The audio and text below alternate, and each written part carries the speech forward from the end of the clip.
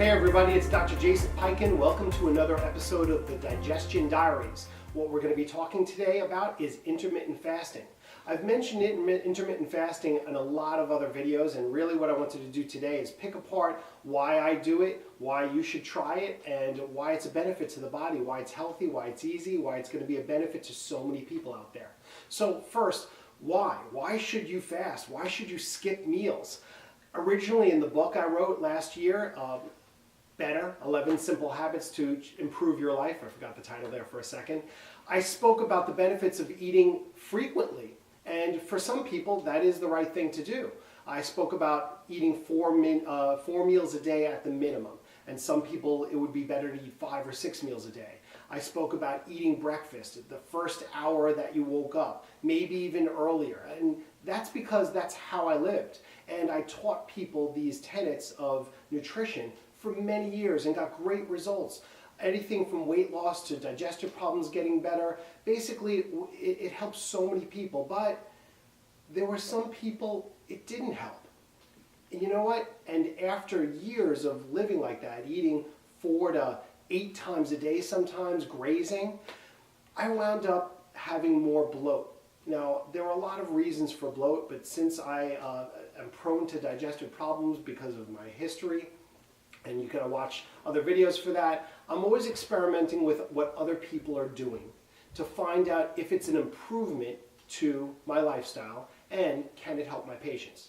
And what I found with intermittent fasting was it did both. It helped me tremendously and it's helping my patients. So here's some 3 little tidbits on why you should intermittent fast. First, weight. Now, weight loss is not something that I'm looking for, but what you'll find, what virtually every single person I've taught intermittent fasting to, including myself, has found, is that you lose body fat. It just melts away. Technically, you're eating less calories on intermittent fasting. Now, you can fast and then eat as many calories as you want to make up for the calories that you weren't eating, but it tends to not happen. When you start intermittent fasting, you tend to learn to not even be hungry. And even when you break your fast after whether it's 12 hours or 16 hours or 24 hours, you're not famished.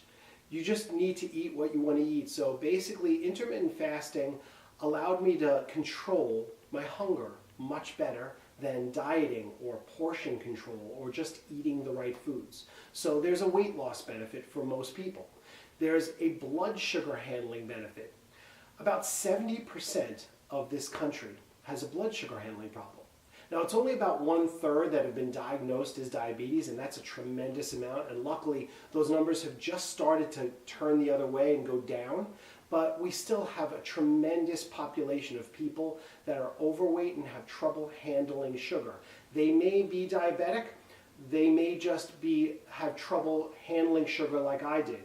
So my sugar handling problem was that I got hangry.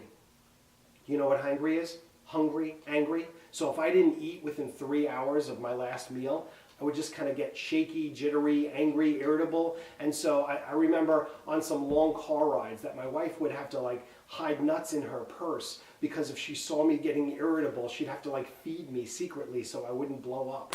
I know I wasn't that horrible of a person, but I'm sure you know people, if you're not like this yourself, you know somebody that could get hangry.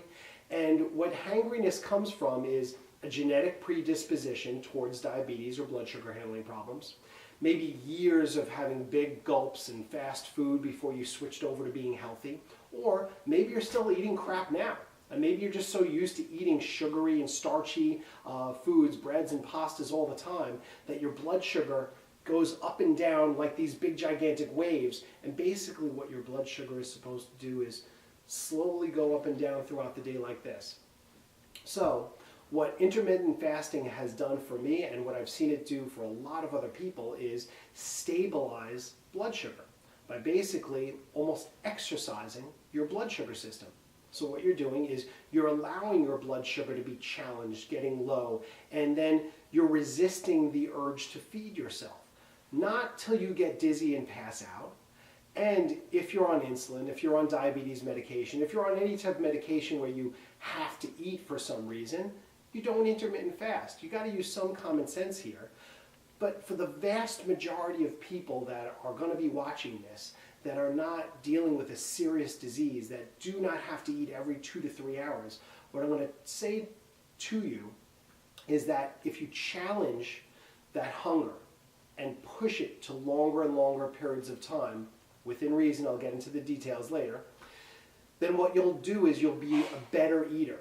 You'll eat less calories throughout the day, you'll handle sugar better, you'll be in a better mood, and it'll help digestion. Of course, this is the Digestion Diaries. So what we're going to be talking about next is the next why. It improves digestion. Now, how does that happen? I'm going to go through just one way. So when you chew your food, you swallow it, goes into your stomach. It's the acid in your stomach starts to mix with that undigested food, the things that you didn't chew up well enough. Well, if it's sitting there for anywhere for 30 minutes to 2-3 hours, it may be fully digested if you ate something simple like a banana, but it may need even more time. But let's say you get hangry because you're stressed or because you smell something good and you're doing some tasting and you just had your last meal 2 hours ago and you just want more right now, even though you're not really that starving. You just keep eating more. Well, what happens is that mix of new food with the imperfectly digested food in your stomach can cause bloat and indigestion. It could cause the release of the entire stomach contents, which haven't been fully digested, into the small intestine. Because you put that new food there, it opens up a valve between the small intestine and the large intestine, and it just lets that partially digested food out before it was ready. So we need to give our stomach enough time to fully digest what we've put into it. Now there's different timings for different foods. If you're eating a little bit of applesauce, you might not have to wait that long. But if you're eating a salad with some grilled chicken in it or some steak, it may take a few hours to get that digested, and everybody's system is different. So there's no one rule for it. So what I'll say is you should wait at least 4 hours between eating. And because sometimes that's logistically not easy because the timing of life, intermittent fasting gives your system a break. In fact, it gives your entire digestive system the break. Not just that connection between your stomach and your small intestine, but it gives your entire digestive system time to rest and heal. And this is what we need. If we're bombarding our brain with information all the time, if we're bombarding our gut with information all the time, if we keep putting things in it, whether it's supplements or herbs or foods or alcohol, if we keep putting that in every 3-4 hours, our digestive system simply never rests. And what intermittent fasting does is allows it to rest. I hope I made my point right there. Overspoken, maybe. So, how do you do intermittent fasting? Let's just go through some of the basics. First time I ever heard of intermittent fasting, it was the 5-2 diet. What the 5-2 diet said is that 5 days a week, you're going to eat basically whatever you want. Just eat whatever you want. It's pretty easy. And 2 days a week, they do not have to be consecutive days. They can or they cannot be. They can be 2 separate days during the week. What you're going to do is do some fasting. That's a 16-hour fast. So basically you eat all your calories within 8-hour span of the day. For me, that's really my fasting hours typically tend to be from 8 p.m. to 1 p.m. So I have sleep in there. That gives me the break. And I stop eating at 8 p.m. I start eating at 1 p.m. and that's around 16 hours. Sometimes it's a plus or a minus. And that's how I do it. And in that 2 days a week, if you want to really enhance it and not just eat whatever you want during those 8 hours, you can also limit your calories to 700 calories.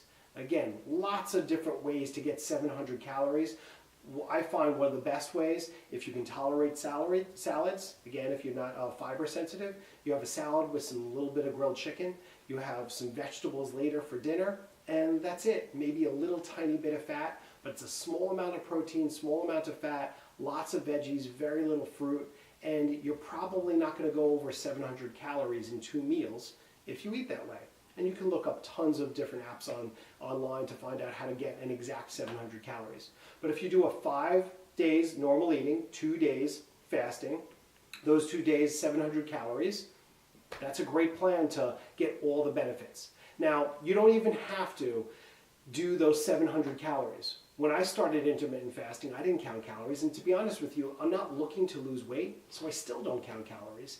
And to be honest with you, calories mean almost nothing. Now, they do mean something. It's a long talk, but we have to start forgetting about calories and start concerning ourselves with the quality of the foods we're having.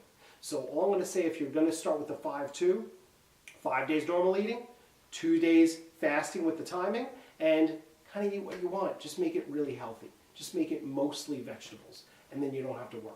All right, so how else you can do intermittent fasting is you can do it every single day. You don't have to eat breakfast anymore. Heck, you don't have to eat dinner. All you have to do is make sure that you're following fasting as many days as it's convenient for you and as it's working for you. This is all an experiment. There's not one way I've seen that's better, that's best for everyone. There's only one way that you should be doing it, and what you should be looking for is results.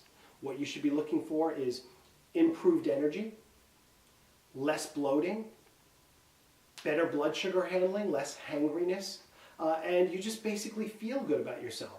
And should it be a challenge at the beginning? Yes, but then it should become easy. I don't even think about eating on my fasting days, and I do eat breakfast sometimes. I still eat 4 or 5 times a day sometimes. My habit on the how many days a week is I go from 2 to 4 days a week, depending on my week. You can do it any amount of days that you want. You can even do it daily, but I'd recommend to start with 2 to see how you feel and then experiment from there. All right, so the timing. I mentioned the 16-hour thing. The most common time frame for intermittent fasting is an 8-hour eating period and a 16-hour fasting period. Most people choose to skip breakfast and eat lunch and dinner, or eat a late afternoon snack and then dinner, or just eat dinner. That's what most people do, but some people really feel best eating breakfast, and I'll tell you again, there really isn't any rule, so I challenge you to experiment with that. Some days eat breakfast, lunch, and don't eat dinner, and see what happens. But all you need is that 16-hour span. Now, especially if you're a hangry person, especially if you are sensitive to blood sugar changes and you're used to eating very frequently, you shouldn't jump into 16 hours right away. What you should start with is 12 hours. The vast majority of people can finish eating at night, wait a few hours before you go to bed so you don't go to bed full, get a full good night's sleep, wait a few hours in the morning before you eat breakfast, and there you have it. That's 12 hours. And if that was a challenge for you, that 12 hours, well then simply add an hour every single time you do the intermittent fasting. Or if you're like me and you were really hangry and you really wanted to take it slow, I just added 15 to 30 minutes every single time I fasted.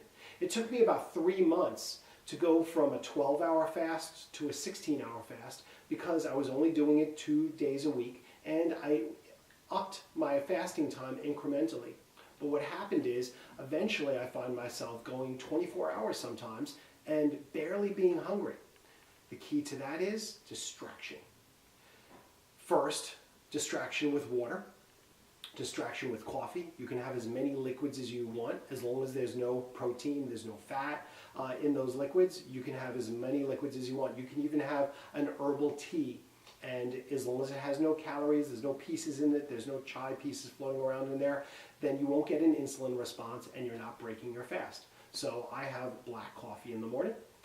Some days I have just water with a little bit of lemon. A little drop of lemon is not going to hurt anything. And you basically keep pushing yourself further and further. But remember, liquids are a distraction from food.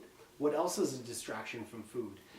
Busyness, just doing work. I delve into work. So I used to wake up on a Tuesday morning. That's my day that I do paperwork and I do things like this, the Digestion Diary. And I would have to, think about what to eat for breakfast first and prepare my breakfast, clean up after breakfast, and then get into my work. Well, now I wake up in the morning and you know what? I don't really have any responsibilities past my cup of coffee and my morning routine of meditation.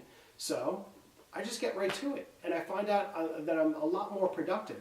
And when I get lost in my work, because I really love my work, I shouldn't even call it work, but I love what I do. When I get lost into it, and I know I don't have to stop to eat because it's been, 4 hours, well, then I get a lot more done. and hopefully I'm helping more people out there. So distracting through liquids and work. All right, so remember to experiment. Remember that you can also take supplements, all right, if you need to. Now, you don't want to take too many herbs because technically an herb is a plant and it may, you may have to digest it. But if you're taking like B vitamins, vitamin C, something, ascorbic acid, a little bit of something like that, that shouldn't be a problem. If you need to take medications, you take your medications.